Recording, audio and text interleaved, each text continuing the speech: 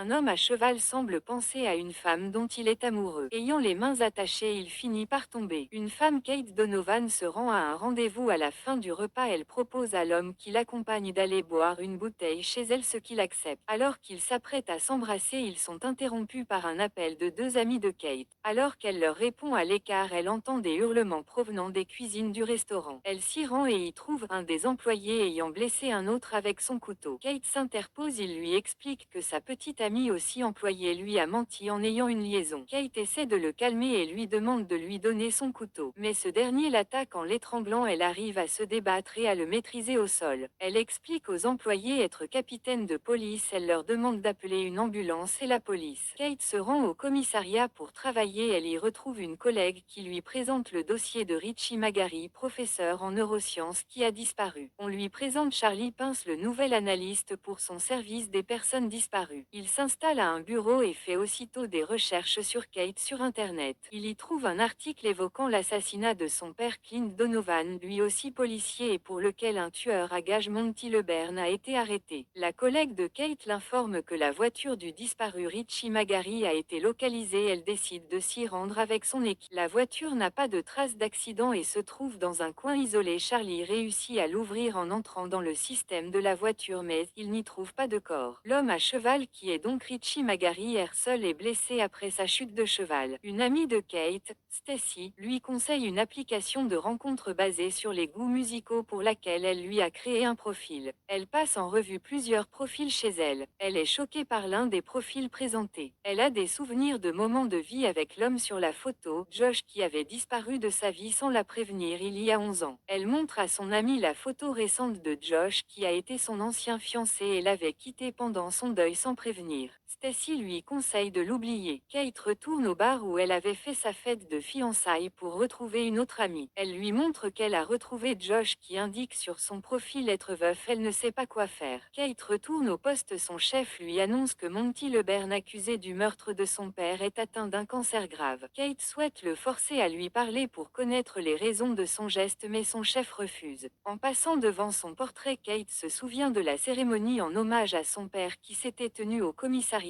puis de ses conseils lors de sa fête de fiançailles. Kate se rend chez sa mère qui joue avec plusieurs amis. Elle questionne Kate sur sa vie amoureuse et lui conseille de changer de carrière. Kate annonce à sa mère que Monty LeBern n'a plus que quelques jours à vivre, ce dont se félicite sa mère. Elle interdit à sa fille d'aller lui parler. Kate lui indique aussi avoir retrouvé Josh sur Internet et qu'elle hésite à lui écrire. Sa mère lui conseille de le faire mais de rester prudente. Kate décide alors de matcher avec son profil sur l'application. Charlie appelle Kate pour lui indiquer que Richie, l'homme disparu, a visité la page de location d'une maison proche du lieu où la voiture a été retrouvée. Kate retrouve Stacy pour lui parler de sa frustration de ne pas pouvoir parler à LeBern. Stacy lui propose de l'aider à le rencontrer en prison grâce à l'une de ses clientes. Kate lui annonce avoir matché avec Josh. Son ami lui demande de faire attention. Kate reçoit une notification lui indiquant que Josh a aussi matché son profil. Elle décide de lui envoyer la chanson Missing You qu'ils aimaient chanter ensemble. Charlie confirme que Richie a bien réservé une chambre dans la maison du site de location. Richie est poursuivi par un homme en tracteur qui essaie de fuir, mais ce dernier l'électrocute. Kate et son équipe fouillent la chambre de Richie. Ils trouvent dans sa valise un cadeau contenant des sous-vêtements féminins, des fleurs et du champagne. La réservation était faite pour 2 personnes. Kate retrouve Stacy dans un bar où cette dernière se trouve pour piéger un mari en tant que détective piégeuse d'hommes. Plus tard, elle lui annonce que l'une de ses clientes est gardienne de prison dans celle de LeBern. Elle y accompagne Kate. La gardienne l'amène dans l'infirmerie où se trouve Monty LeBern, très affaibli, mais l'infirmière présente refuse de la laisser seule avec lui. Monty dit à Kate que son père a hurlé lorsqu'il l'a tué. Kate pense que le commanditaire était Galligan. Elle veut savoir la raison derrière l'assassinat de son père. Il prétexte vouloir l'aider pour finalement rien avouer à Kate. L'infirmière indique mépriser Monty qui ne montre aucun remords. Elle décide de le shooter afin de le pousser à tout avouer. Après l'injection, ce dernier voit en Kate sa sœur Angie. Il avoue alors qu'il a été payé non pas pour le tuer mais pour porter le chapeau du meurtre, étant déjà condamné pour un autre meurtre. Il a passé un accord, il avoue, mais il n'est en réalité pas le vrai auteur de l'assassinat du père de Kate. Stacy appelle Kate pour lui indiquer que dans le dossier de Monty donné par la gardienne de la prison, il est indiqué que Josh a rendu visite à Monty en prison la veille du jour où il a disparu. Ce dernier lui envoie un message lui indiquant qu'il est préférable de ne pas se parler et la bloque sur l'application.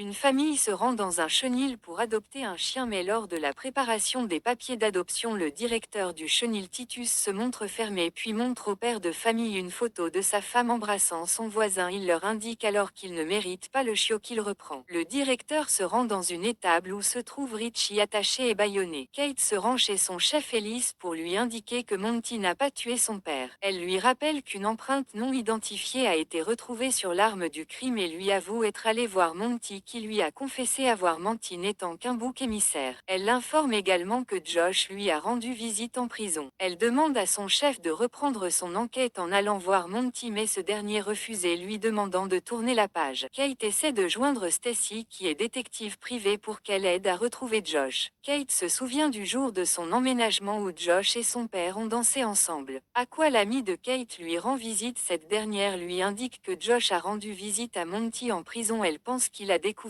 quelque chose sur la mort de son père. Son ami, qui était proche de Josh, lui confirme qu'il l'aimait vraiment. Kate tente de contacter Josh, mais il l'a bloqué. Un homme ayant la photo de Kate sur son téléphone la suit. Kate lance un appel à témoins pour Richie. Ce dernier est forcé à se laver et se changer avant d'être emmené auprès de Titus. Richie lui demande ce qu'il veut. Titus lui répond en menaçant de faire du mal à Vanessa. Richie indique alors faire tout ce qu'il voudra. Ce dernier le félicite en tant que bon chien. Charlie propose de fouiller le vieil ordinateur retrouvé dans le garage de Richie. Sa collègue Nia annonce à Kate qu'un jeune homme souhaite la voir. Il s'agit de l'homme qui la suivait auparavant, Brendan, dont la mère Dana a disparu avec son nouveau compagnon. Il fait allusion à la mort de son père en parlant du sien qui a aussi disparu. Kate est appelée par Charlie, qui a retrouvé les messages entre Richie et Vanessa, mais le numéro de cette dernière ne marche plus. Ils vont contacter l'opérateur. Titus demande à Richie d'appeler sa banque pour transférer de l'argent sur un compte. Ellis annonce à Kate que Monty est mort et qu'il n'est pas allé le voir car pour lui Monty a menti à Kate. Son chef lui demande de se reposer et propose de s'occuper de l'affaire de Richie. Kate se rend chez sa mère où son ami Flo fête l'obtention de son doctorat.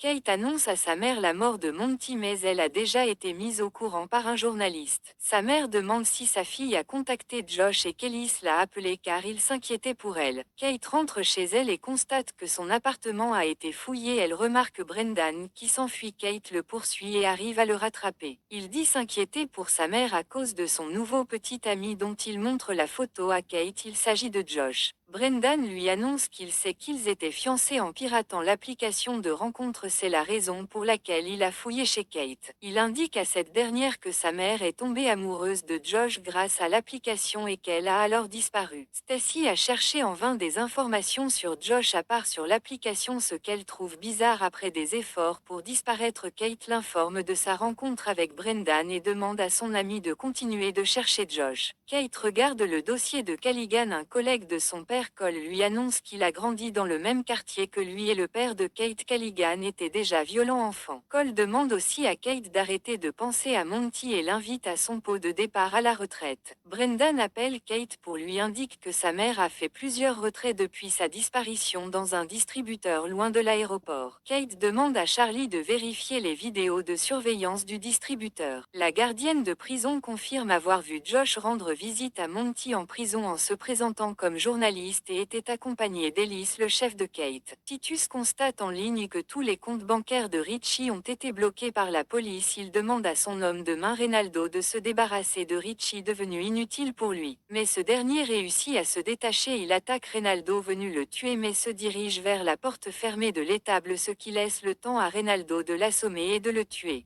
Kate demande à Ellis pourquoi il a emmené Josh voir Monty en prison. Il lui répond que le patron de Josh voulait qu'il obtienne un scoop, qu'il s'est senti coupable envers Kate pour cette visite et a donc disparu. Ellis l'aurait accompagné seulement pour avoir des réponses de Monty, mais que cela a été une perte de temps. Il s'excuse auprès de Kate pour ne pas lui en avoir parlé. Ellis reproche d'avoir contourné le système pour parler à Monty. Il décide de la suspendre et lui donne l'ordre de faire une pause au sein de la police. Charlie voit bien sur vidéo vidéo d'Anna, la mère de Brendan, faire le retrait au distributeur. Stacy appelle quelqu'un en indiquant qu'ils doivent lui dire sans d'autres détails. Ellis a un flashback où il nettoie une chemise ensanglantée. Le corps de Richie est emmené à travers l'étable où de nombreuses personnes sont attachées comme il l'était. Reynaldo brûle le corps de Richie ainsi que des vêtements dont la robe que Dana portait le jour de sa disparition. Seul Galligan est présent aux obsèques de Monty.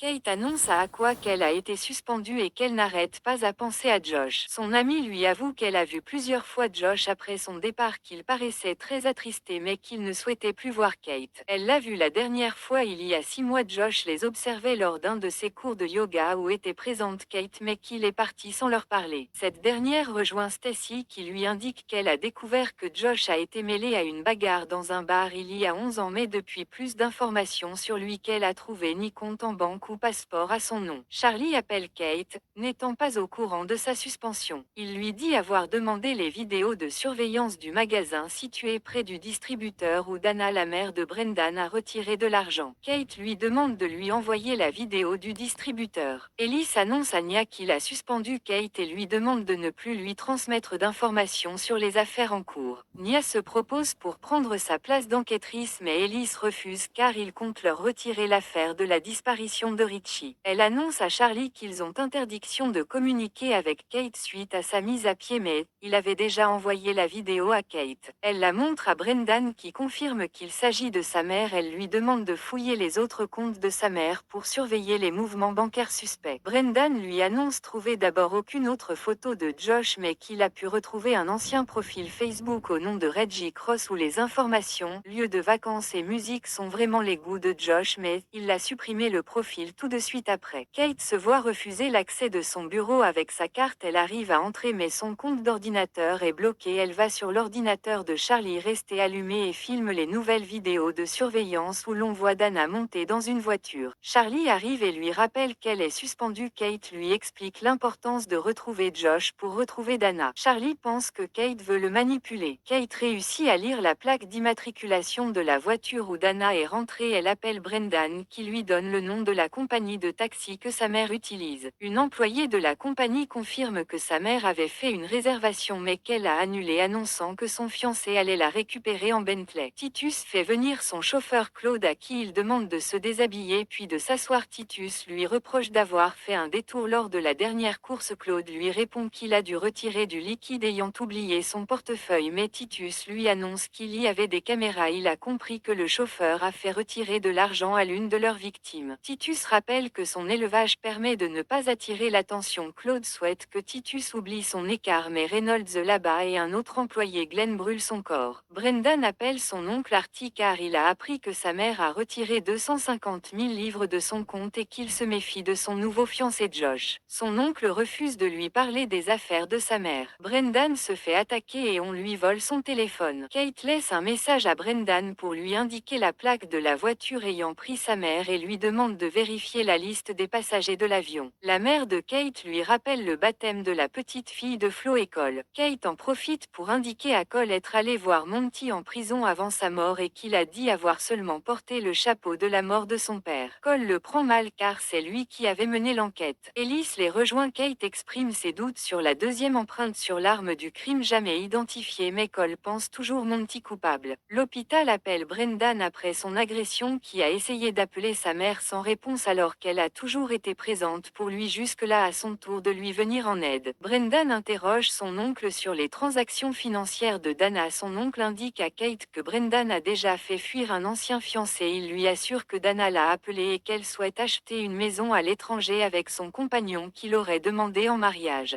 Kate pense être suivie en se rendant chez Charlie. Elle lui demande de l'aider sur les transactions bancaires de Dana car elle pense qu'elle peut être en danger notamment avec Josh. Charlie lui apprend que la compagnie aérienne a confirmé que Dana n'a jamais pris l'avion et que la plaque de la voiture est une fausse. Charlie demande à Kate si la mort de Monty l'a affectée. Elle demande à Charlie de faire réexaminer la deuxième empreinte sur l'arme. Nia arrive chez Charlie et Kate comprend que les deux sortent ensemble. Kate pense qu'Elise garde encore des secrets sur la mort de son père. Elise lui répond que son père était la taupe de Callaghan, photo à l'appui, au sein de la police, ce qui a permis d'acheter l'appartement de Kate, qu'il a été tué par Callaghan car il voulait arrêter de travailler pour lui. Kate demande à sa mère si elle savait que son père travaillait pour Callaghan. Sa mère lui avoue que son père a fréquenté une autre femme mais qu'elle n'a jamais su qui, mais elle pense qu'il vraiment aimait elle et Kate. Charlie envoie une photo à Kate d'une fillette de 9 ans qui est celle qui a créé la page Facebook de Josh. Cette dernière a dans sa chambre une photo de Josh. Kate reçoit un appel d'un agent de police lui indiquant avoir arrêté les agresseurs de Brendan. La mère de ce dernier, Dana, fait partie des personnes séquestrées dans la ferme de Titus. Elise fait supprimer la demande d'identification d'empreintes de l'arme du meurtre du père de Kate. La police laisse Kate interroger l'agresseur de Brendan. Elle se rend compte qu'il s'agit de son ami Aqua.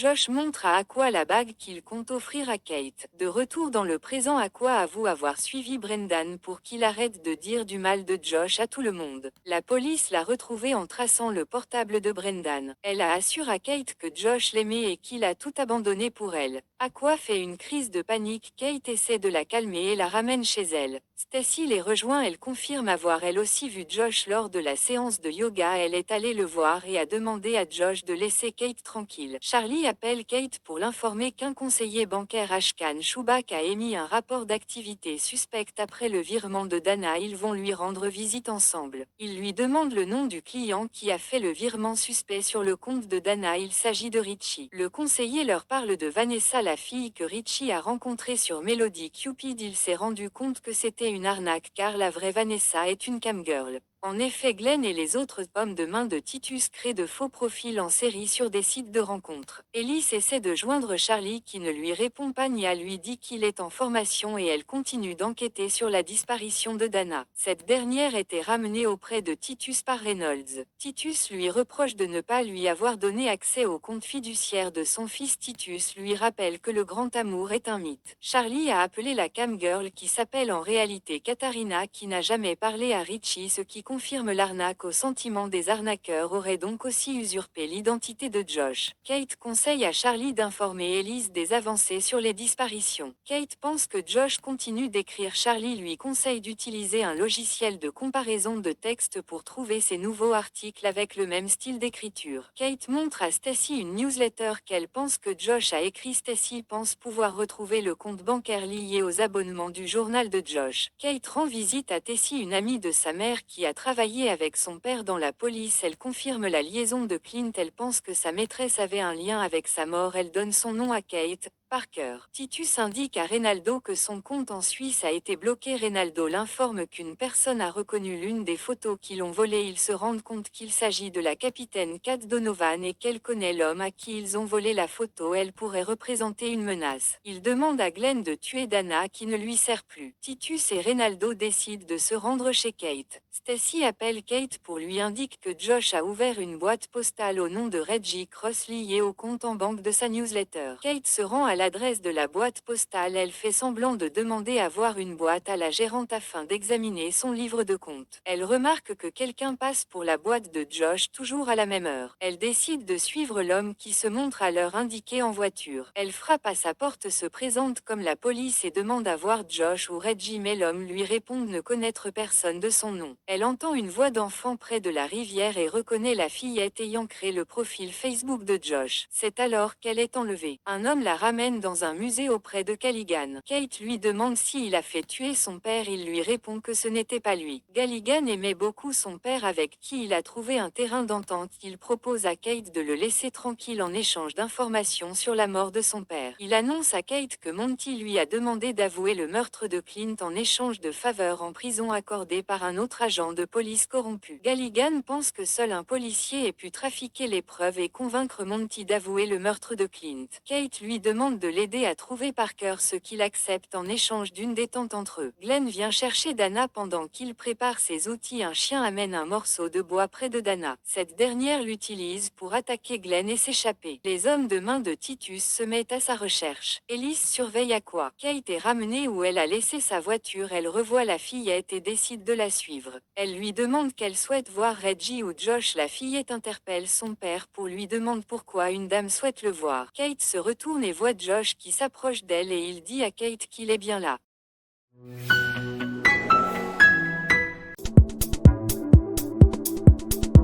Josh rejoint Kate sur la rive. Il demande à sa fille d'aller rejoindre son grand-père pour être seul avec Kate. Cette dernière lui demande s'il connaît Dana. Il lui répond que non. Elle lui annonce qu'elle a disparu après avoir rejoint l'homme qui tenait un profil sur une application de rencontre. Elle lui montre le profil. Il confirme qu'il s'agit de sa photo mais qu'il est resté ici toute la semaine et qu'il ne va pas sur les réseaux mais que sa fille Ziggy oui. Kate l'informe que sa fille lui a créé un compte Facebook mais il lui répond ne s'en être jamais servi. Josh lui indique que la mère de sa fille est morte et que son père est venu vivre avec eux. Kate lui dit s'être inscrite sur l'application et y a vu son faux profil. Kate lui reproche d'avoir disparu du jour au lendemain. Il s'en excuse. Kate veut des explications. Elle pense qu'il est parti après avoir appris de Monty que le père de Kate était corrompu. Josh confirme qu'il était au courant mais qu'il n'a pas pu lui révéler la vérité qu'il aurait anéanti. Il se rapproche mais Kate s'éloigne. Josh la rattrape, lui dit toujours l'aimer mais Kate préfère partir. Brendan essaie de joindre Kate mais elle décide de ne pas répondre. Dana se cache toujours dans les bois. Glenn menace de tuer son fils si elle ne se rend pas. Elle se souvient du téléphone dans la maisonnette de Titus. Brendan tente de nouveau à joindre Kate qui ne répond toujours pas. Brendan se rend chez Kate mais Titus et Reynaldo sont en planque devant son domicile et reconnaît le jeune homme. Glenn appelle Titus pour le prévenir de la fuite de Dana. Cette dernière revient à la ferme, coupe ses liens avec une scie et s'arme d'une hache avant de se rendre chez Titus. Ce dernier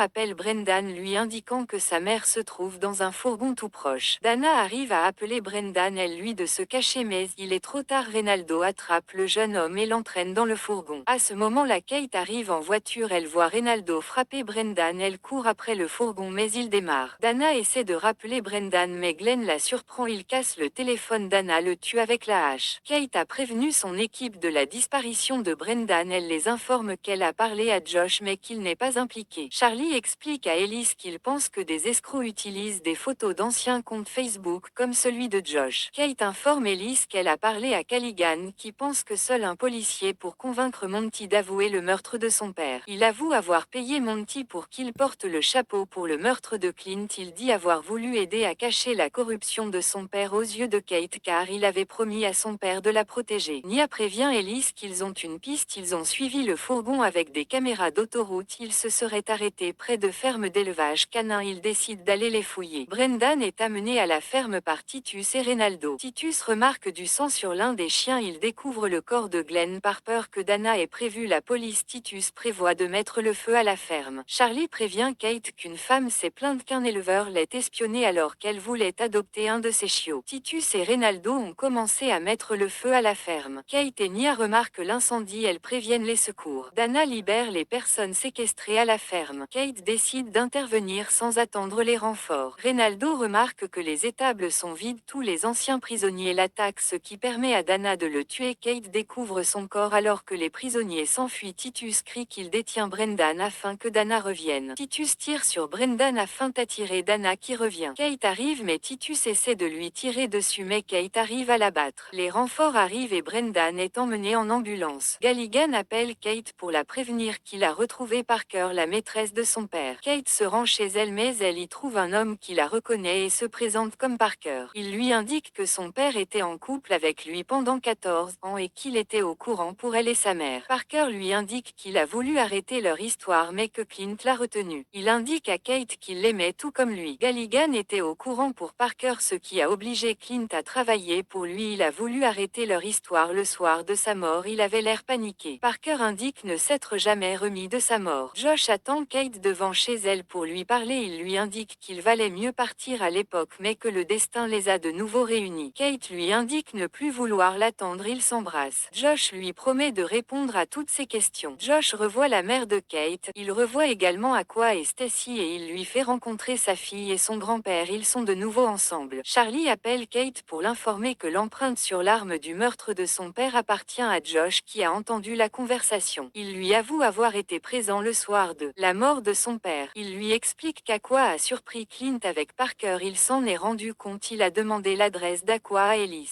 Aqua a prévenu Josh apeuré par la venue de Clint. Elle lui ouvre, elle lui demande de tout dire à sa famille et de vivre pleinement son histoire avec Parker. Clint est affolé à l'idée que sa famille apprenne la vérité. Kate appelle Aqua. Clint pense qu'Aqua l'a déjà prévenu. Clint agresse Aqua. Josh arrive et se débat avec Clint et le tue dans la bagarre. Ellis arrive également. Clint mourant les supplie de ne pas appeler la police et de ne pas prévenir sa famille. Ellis s'est occupé de la scène du crime pour les protéger et a forcé Monty à avouer le crime. Josh est parti car c'était trop dur de voir Kate attristée par la mort de son père. Kate connaît enfin la vérité sur la mort de son père auprès de Josh.